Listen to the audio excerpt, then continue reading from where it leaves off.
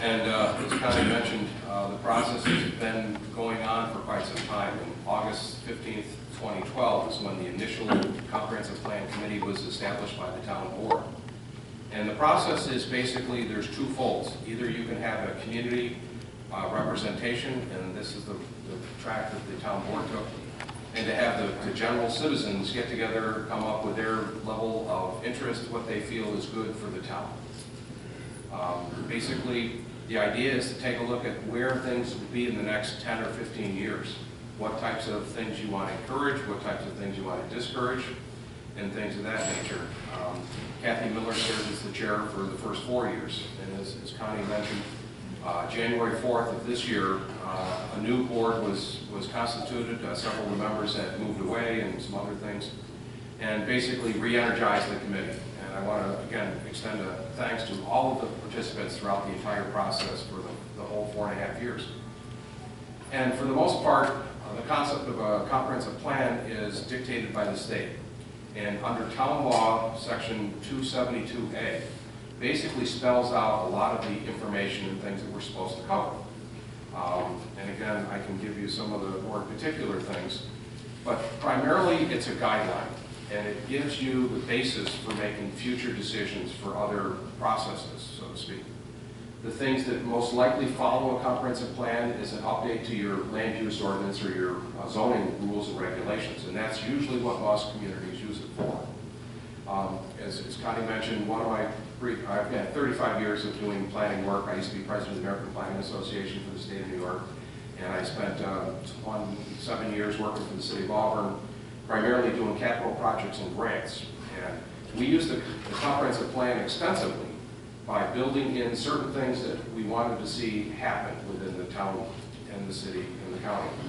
And by identifying the need for specific capital improvements and showing that there's a community support for these types of things, and it starts with a comprehensive plan, you can refer back to that. And as Connie mentioned, the ability to go out and secure grants and things like that. When I was with the city of Auburn, we did $150 million in 10 years worth of in-kind money that came back into the community, which is phenomenal. So I think part of my... May I ask that all the speakers get their microphones closer to their mouths so that we can hear better? Okay, thank you, Dan. So let me just give you a couple of the issues that we're listening. And the process is the Comprehensive Plan Committee is appointed by the town board. They then get together, focus on the different issues, and try to address each of these different areas of consideration. They prepare a draft plan that is then circulated, and the Comprehensive Plan Committee is holding this public hearing tonight to get input from the community. From what I understand, there was a previous public hearing that was held about 1.5 years or 2 years ago, where there was basically some focus groups talking about some of the issues. As we developed the comprehensive plan here, we also folded in a couple different specific projects. One was the agricultural plan that the town had gotten a grant for, and so we have used that as an appendix for this particular comprehensive plan. So the agriculture is an extremely important component of the town of Lansing, and so we basically folded that particular project into this. We also had a study done by Cornell University and the Tompkins County, Ithaca Tompkins County Planning that did road and transportation, so that we could get a feel and a sense of what the density and requirements are for the development within the town itself. So that is a specific attachment to the plan itself. Another third area of interest was the form-based codes, which is something that many communities are doing across the state. Instead of using the former Euclidean version of zoning, saying we can only have residential things in one spot and industrial things in another spot and separating uses, the current thought is to allow mixed use depending on what's going on in density. So again, you can have residential things, maybe you have a commercial activity downstairs and a residential thing upstairs, so you have more flexibility. So, as you know, the town also did a survey many years ago and tried to get some input from the town residents as part of the process as well. Let me just give you some of the issues that we're trying to get some input on from the town residents.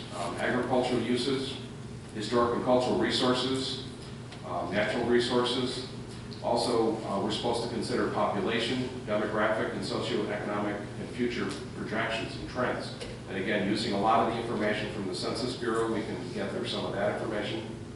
The location and types of transportation facilities is what we're supposed to consider. Also, the existing and proposed location of public and private utilities and infrastructure. That's a very important part of the comprehensive plan. Existing housing resources, future housing needs, including affordable housing, educational and cultural facilities, historic sites, health facilities, and facilities of emergency services. Again, Lansing's got a great fire service operation and a lot of the other things that happen here as well. We're also supposed to consider recreational facilities and parkland. And again, Lansing's got a great recreation program here.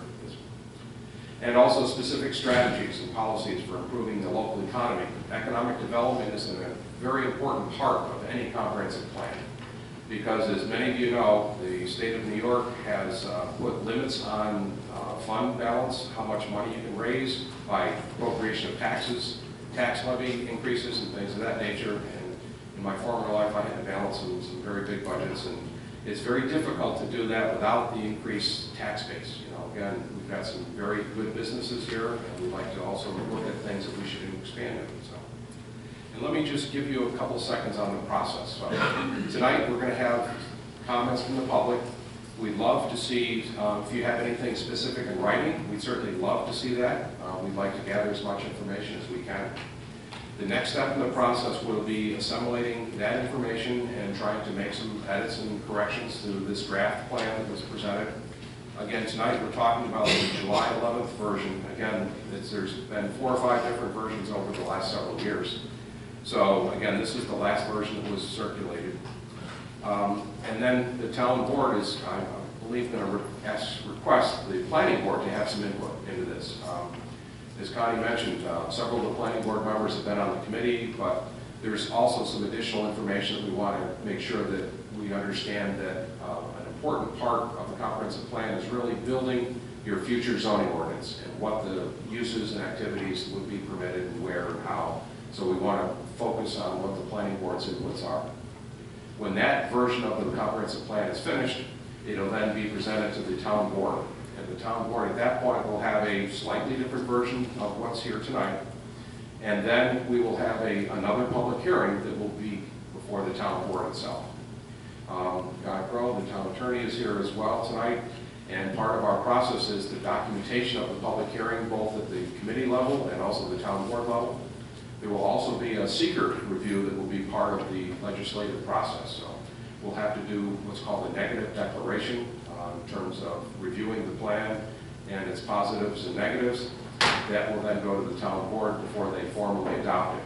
So, okay, Connie, I think that's mostly what we need. Okay. Deb, do you want to bring the list up, please? And like I said, if you think of something you want to speak, please go sign up and she'll get it to us. I will serve as the chair for tonight's public hearing. We scheduled the hearing, was at 7 p.m. So we're going to hold the public hearing until 8:45. And we will continue to take additional written comments till the end of the month, until August 31st, 2016 at 4 p.m. So the first person who has signed up to speak tonight is Doug Baird, 477 Lansing Road.